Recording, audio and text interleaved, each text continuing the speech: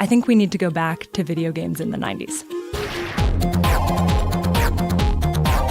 At the time, I know game developers wanted to create more realistic-looking graphics, but the hardware couldn't keep up with all of that necessary math. Not enough math. NVIDIA came up with a solution that would change not just games, but computing itself. Could you take us back there and explain what was happening and what were the insights that led you and the NVIDIA team to create the first modern GPU?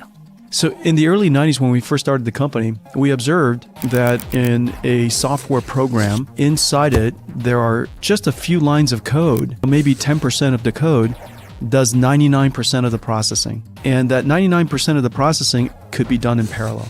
However, the other 90% of the code has to be done sequentially.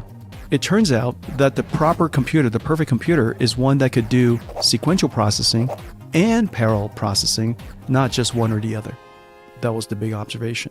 And we set out to build a company to solve computer problems that normal computers can't.